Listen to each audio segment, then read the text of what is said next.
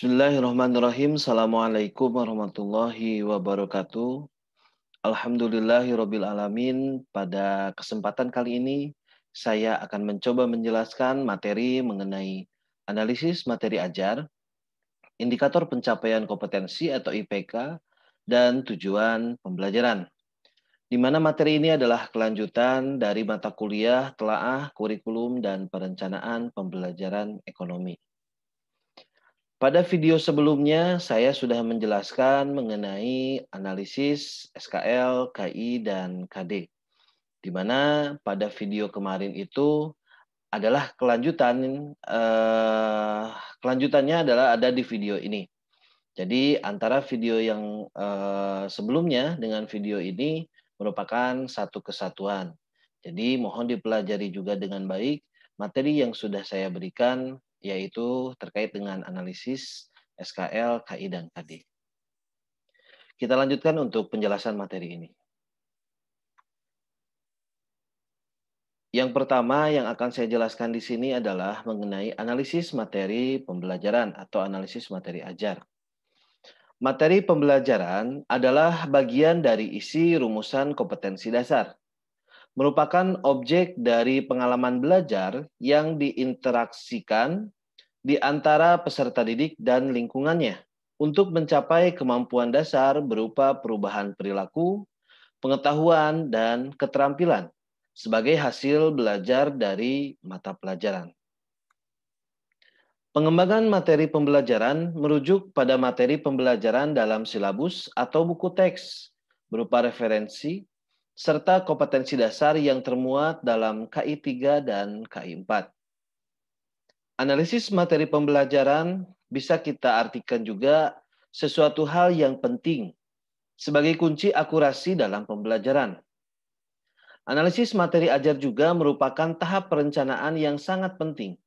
Artinya, untuk menghasilkan rencana pelaksanaan pembelajaran yang lengkap secara materi dan memenuhi syarat secara pedagogik dan menjadi pintu masuk dalam penguatan pendidikan karakter atau kita sebut dengan istilah PPK.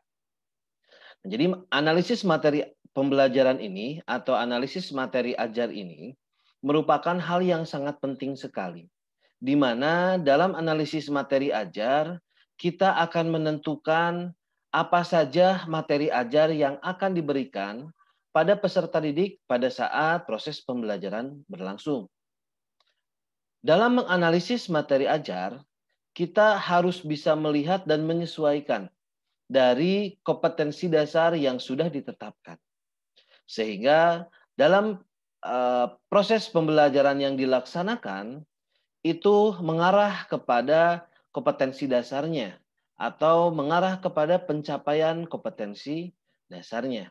Sehingga jelas dan terarah proses pembelajaran yang dilakukan oleh guru. Nah, dalam pengembangan materi ajar juga harus diperhatikan oleh setiap guru bahwa kita bisa merujuk dari berbagai referensi atau dari berbagai sumber. Bisa sumber yang memang sudah disiapkan oleh kementerian ataupun sumber-sumber lain yang memang relevan dan juga kekinian. Kekinian dalam artian materi atau bahan-bahan materinya itu memang berdasarkan perkembangan zaman saat ini. Sehingga ketika pembelajaran dilaksanakan, diharapkan peserta didik itu bisa mencapai kompetensi dasarnya dengan pengalaman-pengalaman yang memang ada pada masa ini.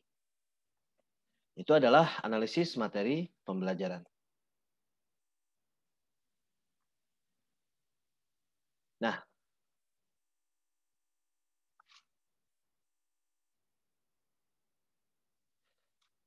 dalam pengembangan materi pembelajaran, itu perlu memperhatikan content knowledge atau isi pengetahuan dan pedagogical knowledge atau dimensi pengetahuan. Nah, dalam analisis materi, dalam setiap KD merupakan salah satu bentuk aktivitas perencanaan yang menuntut penerapan kompetensi pedagogik maupun kompetensi profesional guru. Nah, kegiatan analisis tadi memerlukan kompetensi guru yang terkait dengan hal-hal yang tadi saya sebutkan. yaitu content knowledge dan pedagogical knowledge.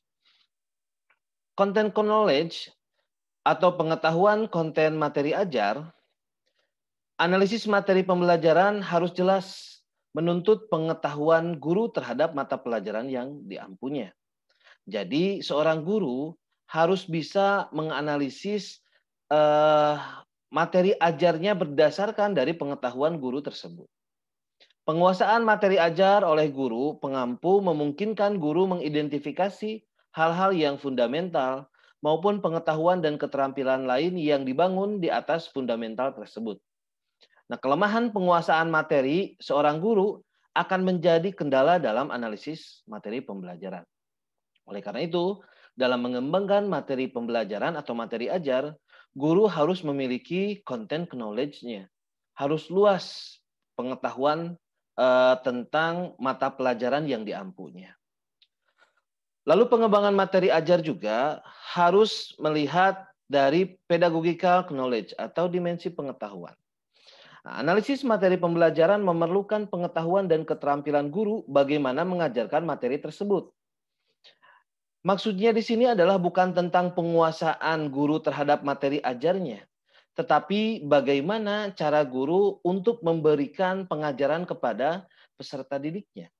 Sehingga peserta didik bisa memahami dan bisa menerima setiap materi ajar yang diberikan oleh seorang guru. Dengan harapan peserta didik nantinya bisa mencapai kompetensi dasarnya. Nah, pengembangan materi pembelajaran juga terkait dengan ruang lingkup materi mata pelajaran atau setiap mata pelajaran dan harus bisa memberikan pengalaman konkret dan abstrak kepada peserta didiknya. Ya. Kita harus bisa mengaitkan antara teori dengan kenyataan yang ada di lingkungan peserta didik. Sehingga peserta didik akan lebih cepat untuk memahami. Itu adalah bagaimana caranya melakukan pengembangan materi pembelajaran.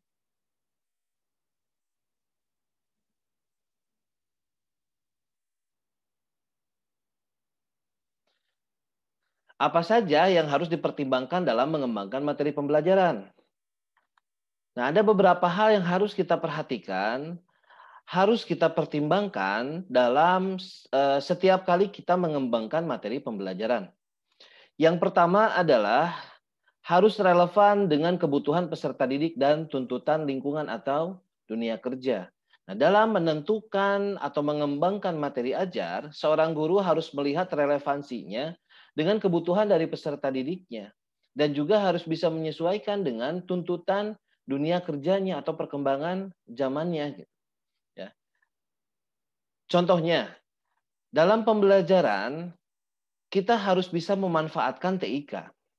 Dalam artian teknologi ini sudah bukan menjadi satu materi yang harus dipelajari, tetapi teknologi ini harus ada di dalam setiap mata pelajaran. Semua harus bisa memanfaatkan teknologi.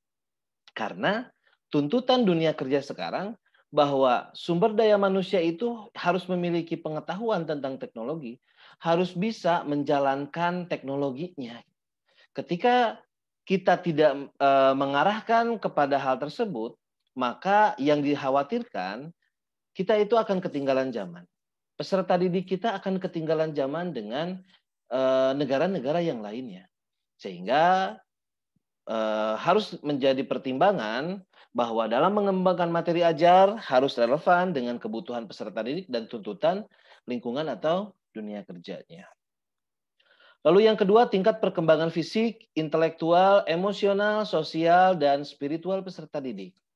Nah, dalam mengembangkan materi ajar juga, seorang guru harus bisa melihat dari tingkat perkembangan fisik, intelektual, emosional, sosial, dan spiritual peserta didiknya. Dalam artian, masing-masing peserta didik itu berbeda tingkat perkembangannya. Sehingga kita harus bisa memperhatikan dalam hal perkembangan peserta didiknya. Kita tidak bisa menyamaratakan antara peserta didik A dan peserta didik B. Sehingga kalau dalam satu kelas kita harus bisa memiliki beberapa plan, harus bisa memiliki beberapa perencanaan terkait dengan pengembangan materinya. agar disesuaikan dengan perkembangan dari peserta didiknya.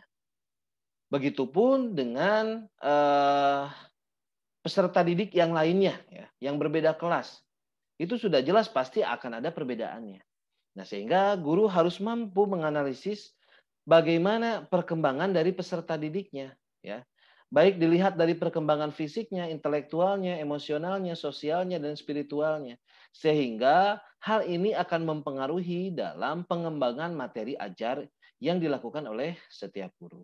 Dalam artian di sini saya contohkan misalkan, kita nggak bisa memberikan materi ajar yang sama antara kelas A dan kelas B.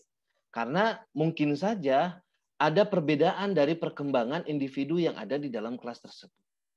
Nah, itu harus bisa menjadi perhatian bagi seorang guru. Lalu yang ketiga, dalam mengembangkan materi ajar, kita harus melihat juga dari kebermanfaatan bagi peserta didiknya. Kita harus bisa mempertimbangkan mana materi-materi yang memang bermanfaat bagi peserta didiknya. Sehingga nanti peserta didik itu akan memahami tentang materi ajar yang diberikannya. Dan peserta didik akan mengetahui bahwa ketika mereka mempelajari materinya, ada manfaat yang bisa didapatkan oleh peserta didiknya, yang nanti akan dimanfaatkan oleh peserta didiknya. Selanjutnya yang keempat, dalam mempertimbangkan pengembangan materi ajar harus dilihat dari struktur keilmuannya. Ya, kita harus bisa menyesuaikan dengan struktur keilmuan kitanya. Tetapi ini menjadi perhatian juga bahwa dalam pembelajaran sekarang ini, bagaimana caranya dalam materi ajar kita tidak hanya memberikan dari satu disiplin ilmu saja. Tetapi kita pun harus bisa mengkombinasikan dengan berbagai bidang ilmu yang lainnya. Karena tuntutan perkembangan zaman sekarang itu tuntutannya adalah ke sana gitu. Ya, termasuk arah pendidikan kita pun sekarang itu adalah multidisiplin ilmu dalam artian tidak hanya cakap dalam satu bidang keilmuan saja. Lalu yang kelima, dalam mengembangkan materi ajar harus memperhatikan berbagai macam sumber atau referensi yang relevan dan terkini.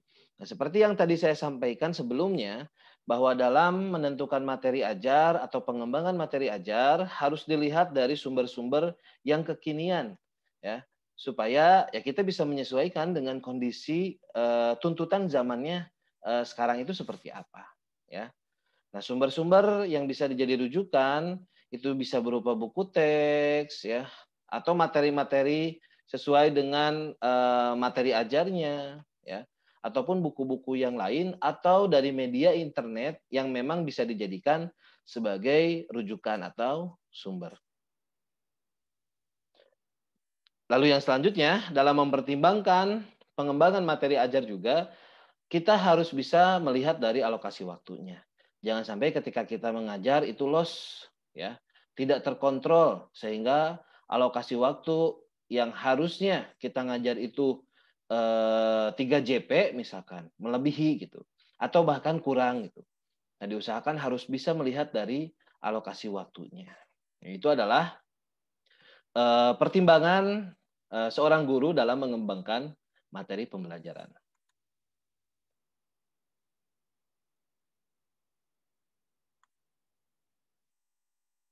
Baik, selanjutnya saya akan menjelaskan tentang indikator pencapaian kompetensi atau IPK. Indikator pencapaian kompetensi merupakan tolak ukur ketercapaian suatu KD. Jika KD kita ibaratkan adalah sesuatu hal yang umum, nah sesuatu hal yang khususnya itu adalah IPK. Kalau KD itu kita ibaratkan materi ajarnya materi ajar yang luas, kalau IPK itu materi ajar yang sudah dihususkan atau dipersempit. Indikator pencapaian kompetensi dirumuskan dengan menggunakan kata kerja operasional yang dapat diukur, yang mencakup pengetahuan, sikap, dan keterampilan. Nah, dalam menentukan indikator pencapaian kompetensi, kita harus merumuskannya dengan menganalisis dan harus menggunakan kata kerja operasional yang bisa diukur. Dalam artian bisa dinilai dan diobservasi gitu ya. Nah, ini sudah dijelaskan dalam materi taksonomi Bloom, ya. Nah, di mana di masing-masing taksonomi Bloom, baik itu di ranah pengetahuan, sikap, dan keterampilan, masing-masing memiliki kata kerja operasional. Nah, patokannya ketika kita menyusun IPK, kita lihat saja dari kata kerja operasional yang ada dalam taksonomi. Lalu indikator pencapaian kompetensi menjadi acuan penilaian mata pelajaran. Nah, seperti yang tadi saya sampaikan, kalau KD itu sifatnya umum, kalau IPK itu khusus. Sehingga ketika kita mau melakukan penilaian, kita lakukan penilaian dengan melihat dari kekhususannya atau kekhususan yang sudah kita buat tadi. Sehingga dalam menilai itu lebih mudah dibandingkan kita mengacu langsung kepada KD-nya tanpa ada indikator-indikatornya. Nah, indikator pencapaian kompetensi merupakan penanda pencapaian KD yang ditandai oleh perubahan perilaku yang dapat diukur, yang mencakup sikap, pengetahuan, dan keterampilan. IPK dikembangkan sesuai dengan karakteristik siswa, mata pelajaran, satuan pendidikan, potensi daerah, dan dirumuskan dalam kata kerja operasional yang terukur dan atau bisa diobservasi. Nah, dalam mengembangkan IPK, kita harus bisa mempertimbangkan yang pertama adalah tuntutan kompetensi yang dapat dilihat melalui kata kerja yang digunakan dalam KD. Nah, ini kita sudah pernah membahasnya ya di video sebelumnya ketika saudara menganalisis SKL, KI, dan KD. Ya, bahkan saudara pun sudah bisa menentukan KD tersebut, contoh misalkan KD 3.1 itu termasuk ke dalam pengetahuan tingkat apa, ya. Nah, ini ada kaitannya nanti dengan apa yang sudah kita pelajari pada video sebelumnya. Lalu pertimbangan dalam mengembangkan IPK juga yang kedua adalah karakteristik mata pelajaran, karakteristik dari peserta didik, dan karakteristik dari sekolahnya. Nah, kita harus bisa melihat dari berbagai macam yang tadi dalam membuat IPK itu. Mata pelajarannya, lalu bagaimana kondisi dari peserta didiknya, dan juga kita harus bisa menyesuaikan dengan kondisi lingkungan sekolahnya. Lalu yang ketiga, dalam mengembangkan IPK, kita pun harus mempertimbangkan potensi dan kebutuhan peserta didik, masyarakat, dan lingkungan atau daerah. Karena nantinya ketika selesai atau peserta didik mencapai IPK-nya, maka akan kembali lagi sebetulnya ke masyarakat. Dan ya harus sesuai, makanya harus sesuai dengan kebutuhan yang ada di lingkungan masyarakat dan lingkungan atau daerahnya. Nah, rumusan indikator yang benar tergantung kepada kemampuan guru dalam memahami ketentuan untuk merumuskan indikator pencapaian KD-nya. Perumusan indikator yang benar akan menjadi tolak ukur keberhasilan peserta didik dalam mencapai kompetensi yang diharapkan.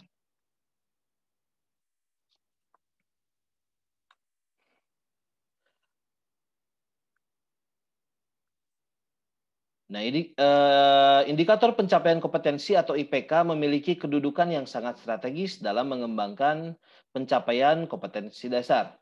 Nah, adapun fungsi dari IPK yang pertama adalah pedoman dalam mengembangkan materi pembelajaran. Pengembangan materi pembelajaran harus sesuai dengan indikator yang dikembangkan. IPK yang dirumuskan secara cermat dapat memberikan arah pengembangan materi pembelajaran yang efektif sesuai dengan karakteristik mata pelajaran, potensi dan kebutuhan peserta didik, sekolah, serta lingkungan.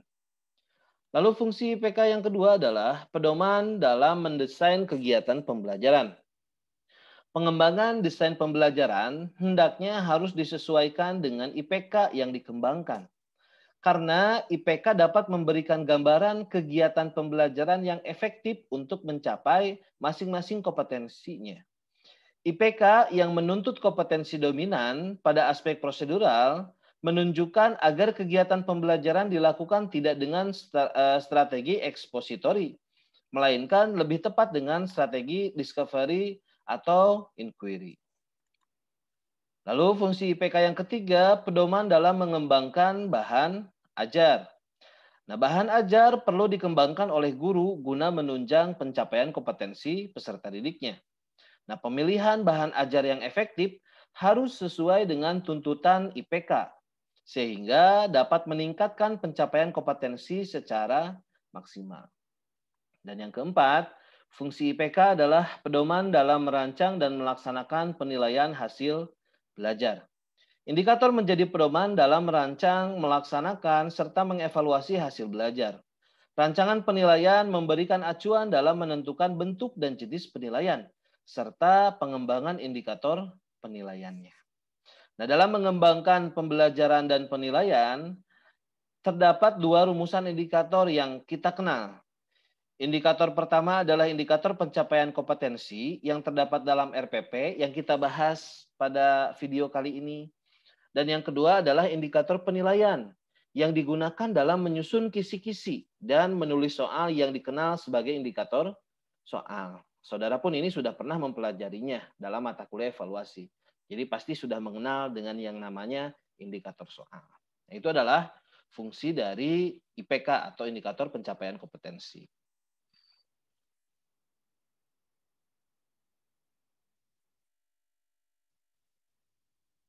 Nah, adapun ketentuan perumusan indikator pencapaian kompetensi.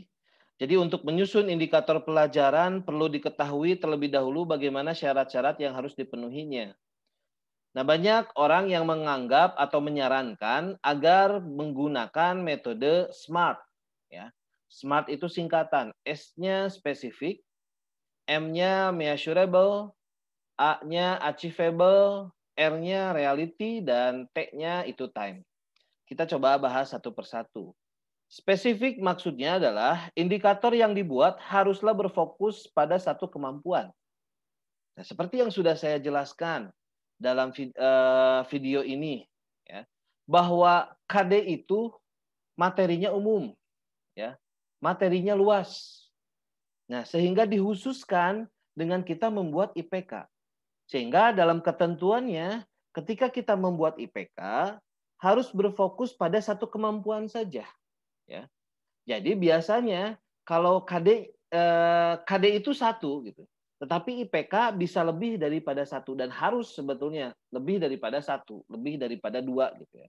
Karena ya kehususannya dalam satu IPK itu hanya untuk berfokus kepada satu kemampuan saja.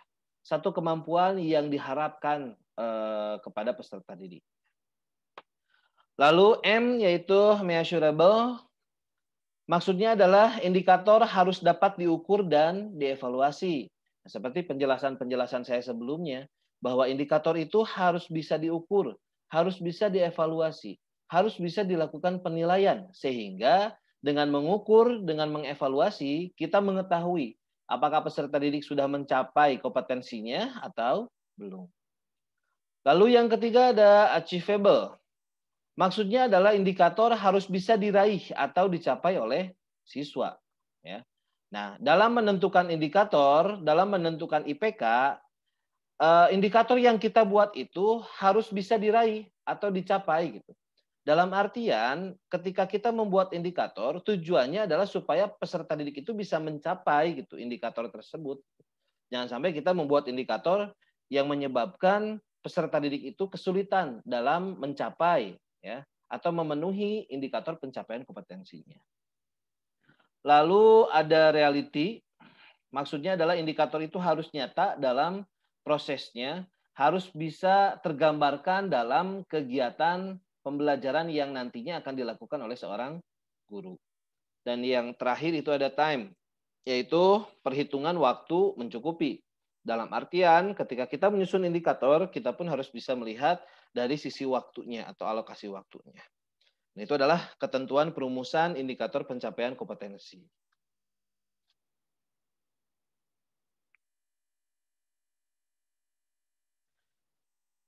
Nah, selanjutnya ada rambu-rambu dalam perumusan IPK.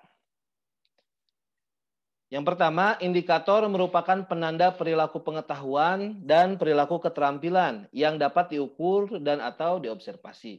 Nah, ini sudah dijelaskan ya, bahwa dalam menentukan IPK itu harus bisa diukur dan diobservasi. Lalu rumusan IPK, IPK pengetahuan, yaitu dimensi proses kognitif, dari mulai memahami sampai dengan mengevaluasi, dan dimensi bentuk pengetahuan, yaitu dari faktual, konseptual, prosedural, dan metakognitif yang sesuai dengan KD atau harus disesuaikan dengan KD. Nah, ini bisa dilihat dari analisis SKL, KI, dan KD yang sudah kita buat ya pada pertemuan sebelumnya. Lalu rumusan IPK keterampilan sesuai dengan bentuk dan gradasi KD keterampilan. Nah, dalam pengembangan IPK harus bisa mengakomodasi kompetensi yang tercantum dalam setiap KD. IPK dirumuskan dalam bentuk kalimat dengan kata kerja operasional. Nah, rumusan IPK sekurang-kurangnya mencakup dua hal, yaitu tingkat kompetensi dan materi yang menjadi media pencapaian kompetensinya. Kata kerja operasional pada IPK, pencapaian kompetensi aspek pengetahuan, dapat mengacu pada ranah kognitif, afektif, dan psikomotorik yang terdapat dalam taksonomi. Lalu rambu-rambu perumusan IPK yang keempat, tidak menutup kemungkinan perumusan IPK dimulai dari serendah-rendahnya C2 sampai setara dengan KD hasil analisis dan rekomendasi yang sudah kita lakukan pada pertemuan sebelumnya atau di video sebelumnya. Ya. Jadi dalam menentukan IPK, kita akan melihat hasil saudara ketika menganalisis SKL, KI, dan KD-nya.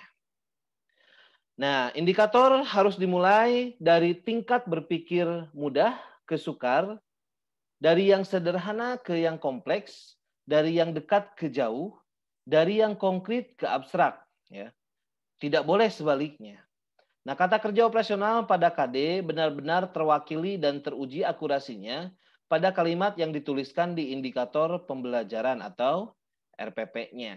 Nah, nanti dalam mencontohkan bagaimana membuat atau merumuskan IPK, itu nanti akan kita bahas pada kegiatan sinkronus ya di mata kuliah setelah kurikulum dan perencanaan pembelajarannya. Di sini saudara harus mengetahui saja mengenai gambaran IPK itu apa, bagaimana cara membuatnya, gitu ya, supaya ini menjadi gambaran dan pada saat sinkronus itu lebih efektif dalam pelaksanaannya. Nah, itu adalah rambu-rambu perumusan IPK yang harus kita pahami.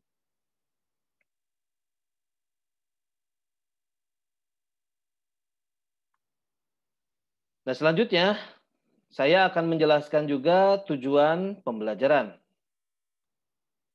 Tujuan pembelajaran adalah rumusan hasil belajar atau tingkah laku behavior yang harus dicapai oleh peserta didik sesuai dengan KD yang dipelajarinya. Tujuan pembelajaran merupakan suatu perilaku dari hasil belajar yang diharapkan terjadi, dimiliki atau dikuasai oleh peserta didik setelah peserta didik tersebut mengikuti kegiatan proses belajar mengajar. Dengan kata lain, tujuan pembelajaran merupakan arah yang hendak dituju atau dicapai dari suatu rangkaian aktivitas pembelajaran. Tujuan pembelajaran dirumuskan dalam bentuk perilaku kompetensi yang spesifik, aktual, dan terukur. Tujuan pembelajaran harus mengacu pada kompetensi dasar dan indikator pencapaian kompetensi yang harus dicapai dalam pembelajarannya. Jadi dalam tujuan pembelajaran itu, kita harus bisa mempertimbangkan dan mengacu pada KD dan indikator pencapaian kompetensi atau IPK yang sudah kita buat. Nah, di samping itu, tujuan pembelajaran dijadikan acuan dalam pemilihan jenis materi, strategi, metode, dan media pembelajaran yang akan digunakan dalam proses pembelajaran. Terbentuknya tujuan pembelajaran mengacu pada indikator pencapaian kompetensi atau IPK, sehingga IPK yang dirumuskan harus jelas dan harus sesuai dengan kompetensi dasar yang ada di dalam perangkat pembelajaran RPP tersebut. Nah, tujuan pembelajaran dapat digunakan sebagai tolak ukur capaian setiap sintak atau langkah model pembelajaran pada kegiatan inti setiap kegiatan pembelajaran. Nah, jadi dalam tujuan juga ini nanti akan menentukan sintak ataupun model pembelajaran, strateginya gitu ya, pendekatan pembelajarannya, dan yang lain-lainnya. Sehingga dalam menentukan hal tadi, itu kita harus melihat dari tujuan pembelajarannya. Lalu rumusan tujuan pembelajaran merupakan jabaran lebih rinci dari IPK. Nah, setelah membuat IPK dari setiap KD, itu akan dilanjutkan dengan membuat rumusan tujuan pembelajaran. Nah, seperti yang tadi sudah saya jelaskan juga, bahwa tujuan pembelajaran itu harus mengarah kepada IPK, ya. IPK itu harus mengarah kepada pencapaian kompetensi dasarnya, sehingga nanti peserta didik akan bisa mencapai kompetensinya dari rangkaian yang tadi.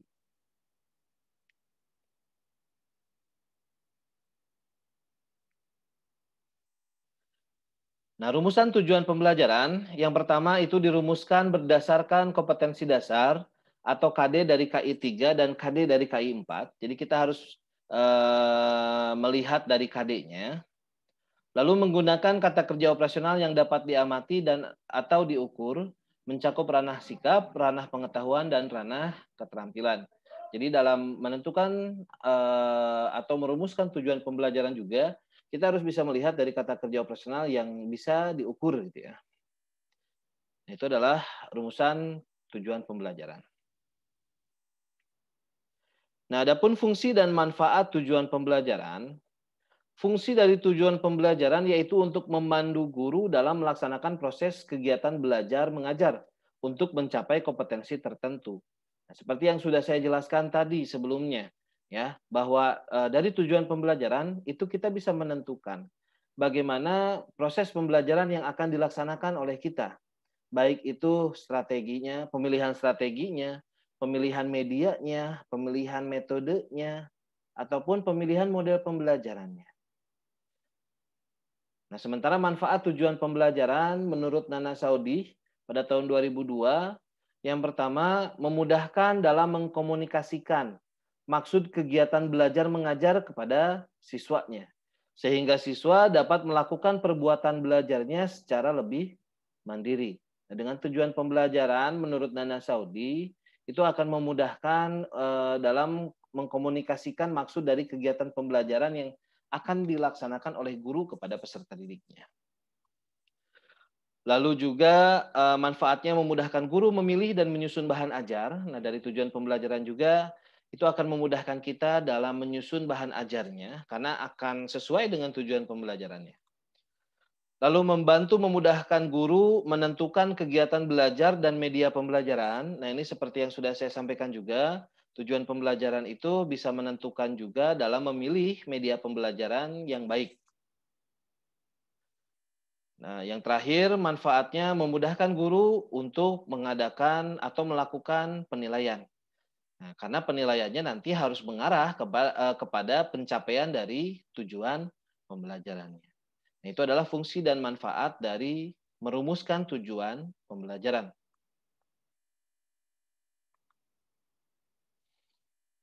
Nah, adapun komponen rumusan tujuan pembelajaran,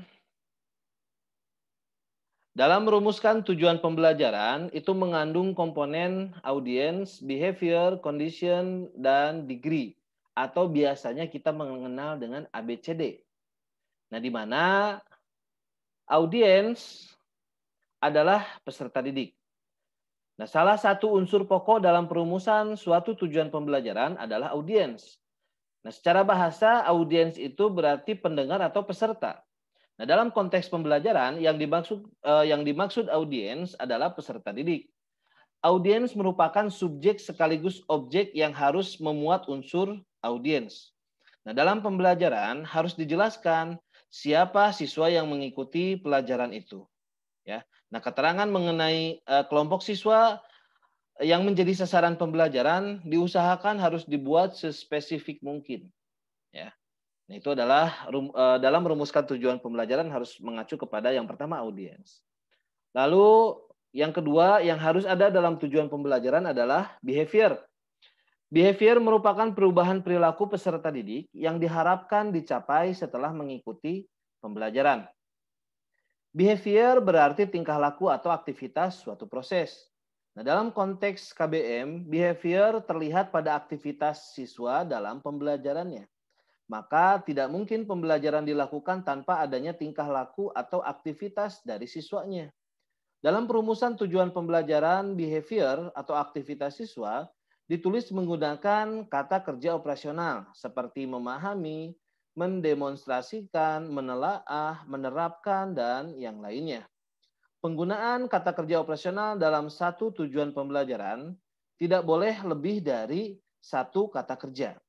Artinya, dalam sebuah aktivitas pembelajaran, siswa melakukan satu perbuatan. Dengan demikian, siswa lebih fokus pada satu perbuatan tersebut sehingga pembelajaran akan lebih optimal dan maksimal. Lalu yang ketiga, komponen dalam merumuskan tujuan pembelajaran yang harus ada adalah condition. Condition adalah prasyarat dan kondisi yang disediakan serta proses yang harus dilalui agar tujuan pembelajaran tercapai. Condition berarti suatu keadaan. Nah, dalam konteks KBM, condition adalah keadaan siswa sebelum dan sesudah melakukan kegiatan pembelajaran, serta persyaratan yang perlu dipenuhi agar hasil yang diharapkan bisa tercapai. Perumusan condition adalah dengan menjawab pertanyaan, aktivitas apa yang dilakukan siswa agar hasil yang diharapkan itu bisa tercapai. Nah, condition ditulis dalam bentuk kata kerja. Lalu yang keempat atau yang terakhir yang harus ada dalam merumuskan tujuan pembelajaran atau komponen yang harus adanya adalah degree. Degree adalah ukuran tingkat atau level kemampuan yang harus dicapai oleh peserta didik. Artinya perbandingan atau bandingan. Dalam konteks tujuan pembelajaran bertujuan untuk membandingkan kondisi sebelum dan sesudah belajar. Nah, harus kita pahami bahwa belajar merupakan perubahan tingkah laku dari tidak bisa menjadi bisa atau ada perubahannya gitu ya, yang tidak tahu menjadi tahu gitu ya.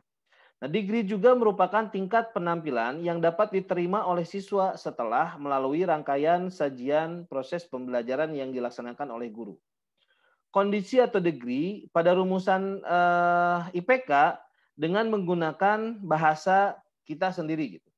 Tingkat degree tergantung dari bobot materi yang akan disajikan melalui tujuan pembelajaran. Degree juga harus berkaitan benar dengan jenis perubahan tingkah laku yang akan ditampilkan oleh siswanya. Nah, itu adalah komponen rumusan tujuan pembelajaran atau komponen-komponen yang harus ada ketika kita merumuskan tujuan pembelajaran. Jadi terdiri dari A, B, C, dan D. Yaitu harus ada audiensnya, harus ada behavior, harus ada condition, dan harus ada degree-nya.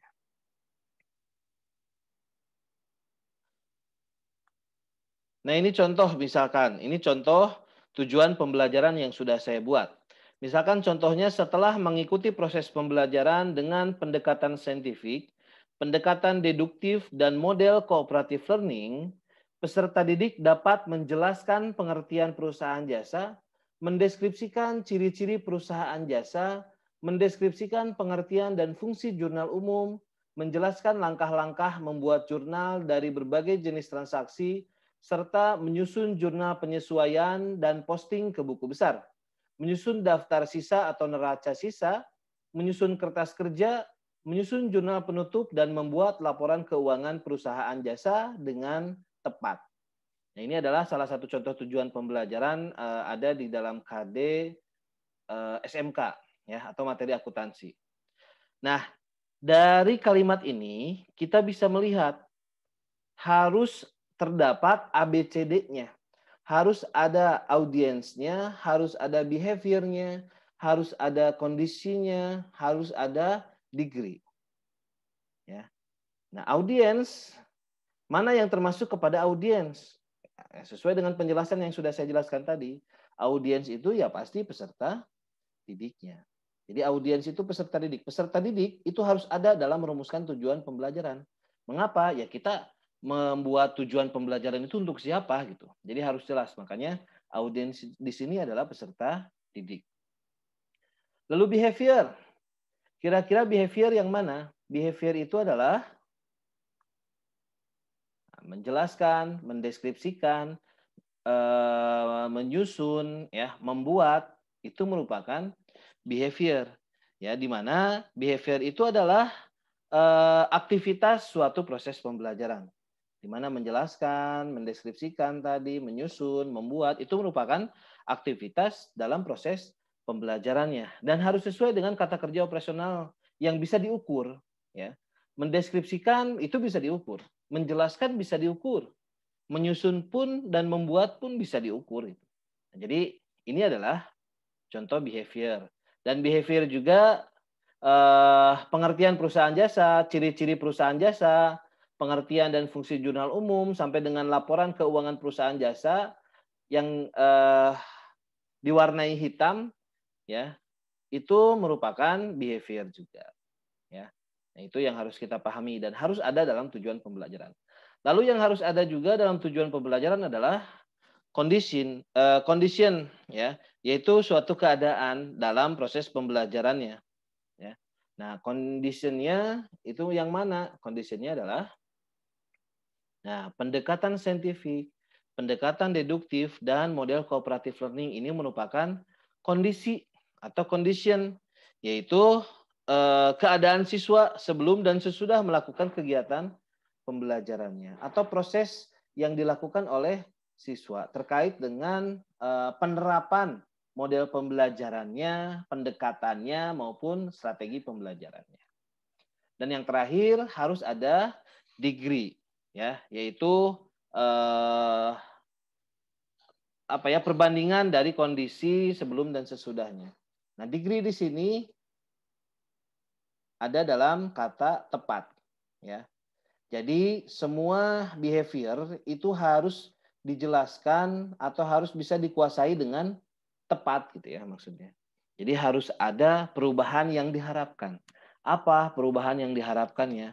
Apa perbandingan sebelum dan sesudahnya? Yaitu kalau sebelumnya peserta didik tidak bisa mendeskripsikan, tidak bisa menyusun, tidak bisa menjelaskan. Nah, setelah dilakukan proses pembelajaran, maka peserta didik bisa melakukan, menyusun, menjelaskan, mendeskripsikan dengan atau secara tepat.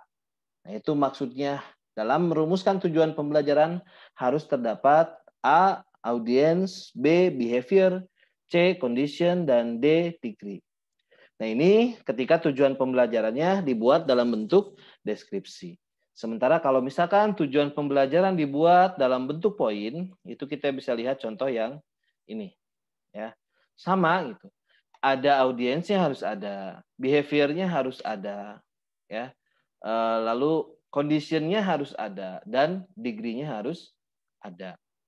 Hanya jika dipoinkan seperti ini, nanti dalam menentukan degree itu boleh menyesuaikan dan harus menyesuaikan dari behaviornya, ya, sehingga nanti akan tepat arah dalam pembelajaran yang akan kita laksanakannya. Itu ya mengenai tujuan pembelajaran. Insya Allah dalam workshopnya kita akan lakukan secara sinkronus. Ya. Nah, baik, itu saja mungkin materi atau penjelasan awal mengenai analisis materi ajar, lalu merumuskan IPK atau indikator pencapaian kompetensi dan merumuskan tujuan pembelajaran. Ya. Mudah-mudahan materi yang sudah saya berikan dalam video ini bisa saudara pahami dengan baik konsepnya, dan insya Allah akan kita coba contohkan atau simulasikan atau workshopkan dalam kegiatan sinkronus yang akan kita laksanakan dalam proses pembelajaran di mata kuliah, telaah kurikulum, dan perencanaan pembelajaran ekonomi. Terima kasih atas perhatiannya. Mohon maaf apabila ada kekurang jelasan ataupun kesalahan. Saya akhiri, billahi taufiq wal hidayah. Assalamualaikum warahmatullahi wabarakatuh.